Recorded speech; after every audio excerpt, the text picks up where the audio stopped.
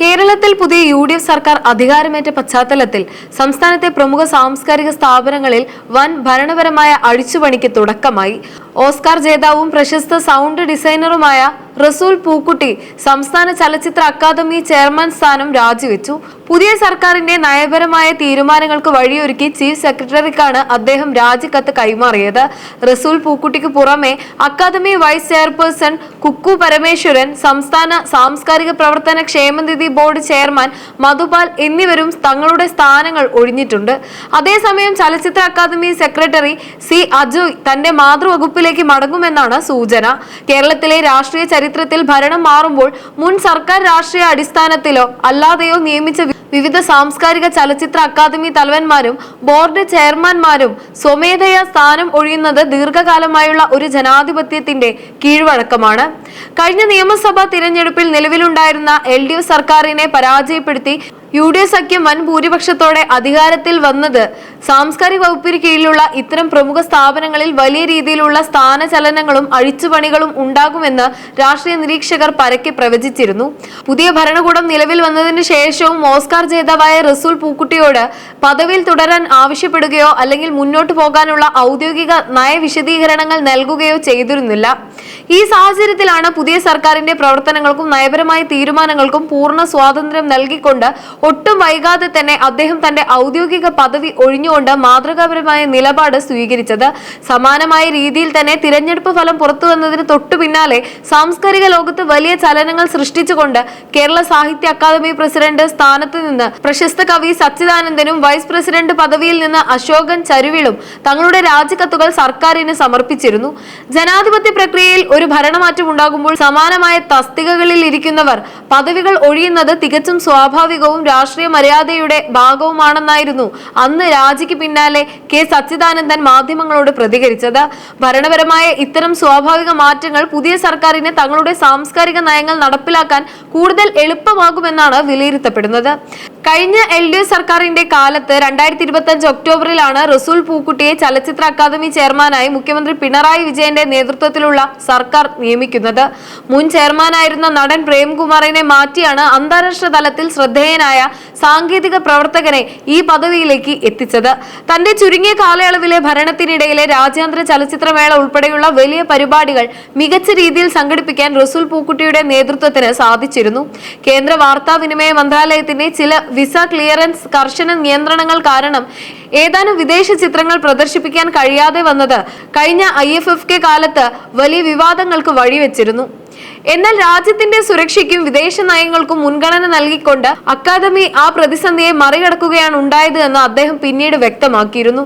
കേരളത്തിൽ പുതിയ ഭരണകൂടം അധികാരമേറ്റതിനെ തുടർന്ന് സാംസ്കാരിക വകുപ്പിന് കീഴിലുള്ള ഭൂരിഭാഗം സ്വയംഭരണ സ്ഥാപനങ്ങളിലെയും തലവന്മാർ തങ്ങളുടെ രാജിക്കത്തുകൾ ചീഫ് സെക്രട്ടറിക്കും വകുപ്പ് മന്ത്രിക്കും കൈമാറിയെങ്കിലും കേരള സംസ്ഥാന ചലച്ചിത്ര വികസന കോർപ്പറേഷൻ ചെയർമാൻ പദവിയിൽ തുടരുന്ന പ്രശസ്ത സംവിധായകൻ കെ മധു ഇതുവരെ സ്ഥാനം ഒഴിഞ്ഞിട്ടില്ലെന്നാണ് ഏറ്റവും പുതിയ റിപ്പോർട്ടുകൾ സൂചിപ്പിക്കുന്നത്. സംസ്ഥാനത്തെ നിലവിലെ സാംസ്കാരിക വകുപ്പ് മന്ത്രി PC വിഷ്ണുനാഥിന്റെ ഔദ്യോഗിക പ്രതികരണം അനുസരിച്ച് ചലച്ചിത്ര അക്കാദമി ഉൾപ്പെടെയുള്ള മറ്റ് പ്രധാന സാംസ്കാരിക സ്ഥാപനങ്ങളുടെ മേധാവികളെല്ലാം തന്നെ ഇതിനകം രാജി സമർപ്പിച്ച് കഴിഞ്ഞിട്ടുണ്ട്. എന്നാൽ കെ മധുവിന്റെ കാര്യത്തിൽ മാത്രം ഭരണപരമായ തീരുമാനങ്ങളൊന്നും ഇതുവരെ ഉണ്ടായിട്ടില്ല.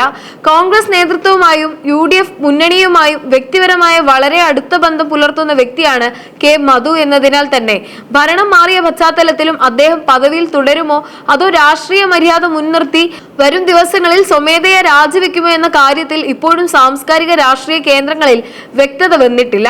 മുൻ സർക്കാർ നിയമിച്ച മറ്റ് 2 ഇടത് അനുഭാവിയായ ഭാരവാഹികൾ കൂട്ടത്തോടെ ഒഴിഞ്ഞപ്പോഴും കെ മധുവിന്റെ കാര്യത്തിൽ തുടരുന്ന ഈ നിശബ്ദത വരും ദിവസങ്ങളിൽ KSFDC ഭരണസമിതിയെ വലിയ അഴിച്ചുപണികൾക്ക് കാരണമായേക്കുമെന്നാണ് വിലയിരുത്തപ്പെടുന്നത്.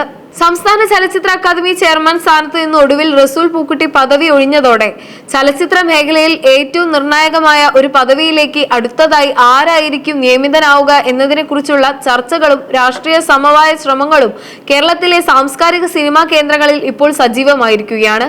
സംസ്ഥാനത്ത് ഭരണം മാറിയ പശ്ചാത്തലത്തിൽ UDF അനുകൂല നിലപാടുകളോ കോൺഗ്രസ് അനുഭാവമോ ഉള്ള പ്രമുഖ സിനിമാ പ്രവർത്തകരുടെ പേരുകളാണ് സാംസ്കാരിക വകുപ്പിന്റെയും സർക്കാരിന്റെയും സജീവ പരിഗണനാ പട്ടികയിലുള്ളത്.